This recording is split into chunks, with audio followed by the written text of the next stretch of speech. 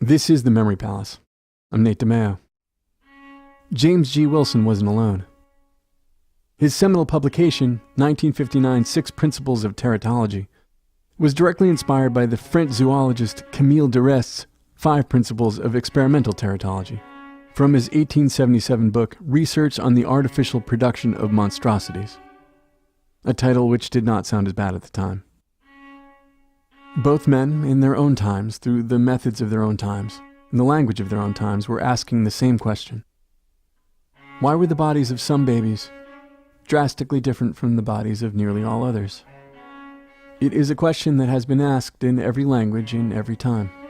The word monster itself is born from this question, derived as it is from the Latin monstrare, meaning to show or to demonstrate, because the birth of an anomalous child was seen in ancient Rome and in Greece and in Mesopotamia, Babylonia, and elsewhere, as a sign.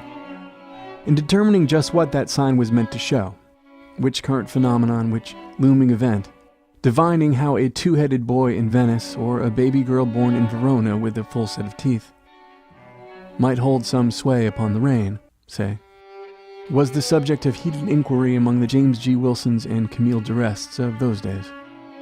There are depictions of these children on the walls of ancient tombs and temples in the Middle East and Mesoamerica, and carvings and paintings found in Asia and Oceania. They manifest as villains in myths and stories era after era.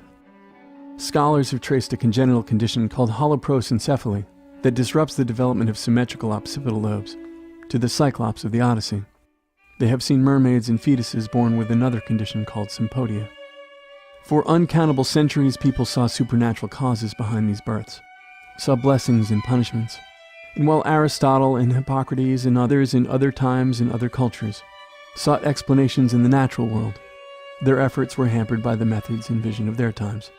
And so all people had since time immemorial to explain and understand and process the arrival of one of these children into their families, to their communities, were superstitions and folk traditions, which typically link the physical anomaly to some failing of character or temperament on the part of the mother. In Camille Durest's time, he edged closer to a proper scientific understanding of these births, through his experiments producing what he comfortably, formally called monstrosities, by systematically altering the gestations of chickens, by modulating the temperature of incubating eggs, coating them with various substances, shaking them, and so on, seeing if these interventions produced a hydrocephalic hatchling, or birds with 3 wings, or what have you.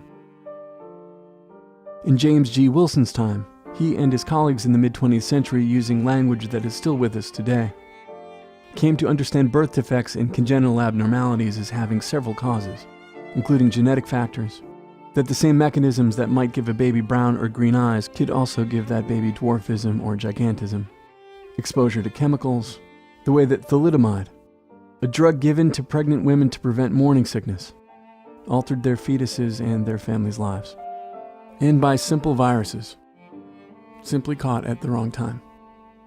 Such that in my mother's time, when she attended Rhode Island College majoring in the new discipline of special education, she learned about Wilson's work.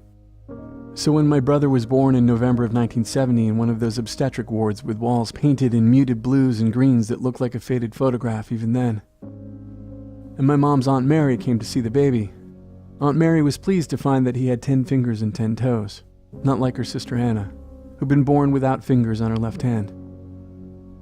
And Auntie Mary told a story that she and her siblings, Anna too, and their parents had always believed, that when my mom's grandmother was pregnant with Auntie Anna, she was in the kitchen one day, because that's where she always was, and a salesman knocked on the back door and frightened her, and she bit her knuckles the way I've only seen Italians do in movies, and it always seems so exaggerated and melodramatic when Sonny Corleone does it in The Godfather, but it was in fact a real thing once, and one that my great-grandmother did, and was said to have done one day when a salesman startled her when she was pregnant, and so when her daughter was born with no fingers on one hand, she was sure it was because she bit her knuckles.